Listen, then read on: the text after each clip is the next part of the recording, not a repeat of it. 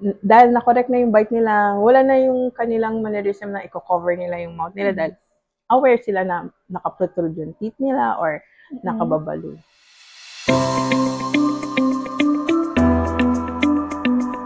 Hello everyone! Welcome back to another episode of XP Talk, where healthy smiles begin. I'm Jella, and for this episode, we will dive into one of the most common dental procedure na mapayang adult ka man or teen ay surely nagkaroon ka na nito or plan mo palang gawin. And I'm talking about braces. Paano nga ba nakakatulong ang braces to boost our confidence? And may limitations ba ang pagpapakabit nito? Here we have one of our beloved dentists, an expert when it comes to orthodontics, Doc Madol. Hello, Jella! Nice to meet you. Siguro, Doc, I will start with the basics.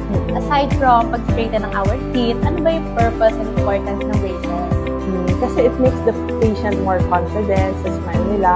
Tapos, dahil na-correct na yung bite nila, wala na yung kanilang mannerism na i-cover nila yung mouth nila dahil aware sila na nakaprotrude yung teeth nila or nakababalo.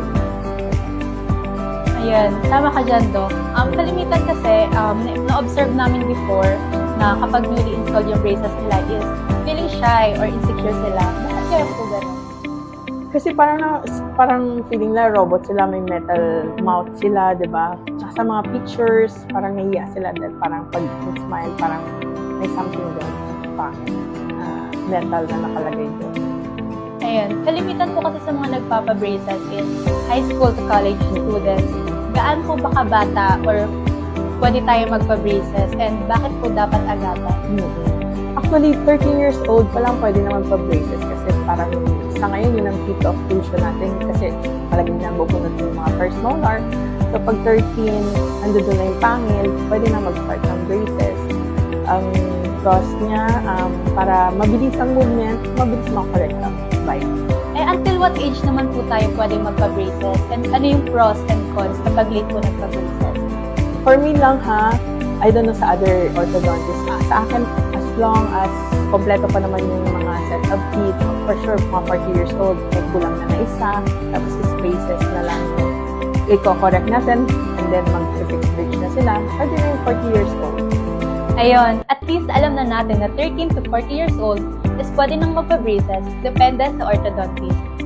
Ayun, Doc, how about those patients naman na natagalan sa proseso ng braces and hindi na tumuloy sa treatment?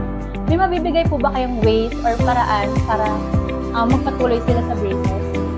Kasi there are times na kailangan bunutan ng si patient ng dalawang teeth, tapos ang tagal mag-decide si parents, si patient, naantay pa namin yun. Kaya ang tagal-tagal ng decision making niya. But ang ginagawa ko, pinapakita ko lahat yung mga photos ng mga patient ko before na ang ganda ng transformation ng face nila. Dating naka-muso, ngayon naka-smile na naka-patient smile. And alin naman po yung mga cons kapag hindi po bumabalik yung patient for adjustment? Pag hindi bumabalik yung mga patient, for sure, nagtatanggalan yung mga brackets, especially dun sa mga molar area na kasi dun sila namumuya, pag tagat-tagat nila ng ganun, tanggal-tanggal na yung mga yan. So, siguro, hindi na talaga makakabalik kasi pati wires, tanggal na. Yun, tatanggalan. And for the last question, Doc, for those people na planning to get their braces, like me, hindi pantay-pantay yung yung upper teeth ko, may mabibigay po ba kayong pieces of advice para mag-proceed sila sa treatment? Kasi it's a good investment, no? Kagaya ng mga artista, talagang nag-invest sila ng huge amount of money para lang gumandang smile nila, para to boost their confidence. Thank you, Doc Madol, for our insightful talk today. I thank you more, Jella. Ayan, tandaan, your braces journey is your confidence journey. And hindi ka pa late para magpa-braces. Visit our clinics in Metro Manila and Laguna area to start your smile glow up.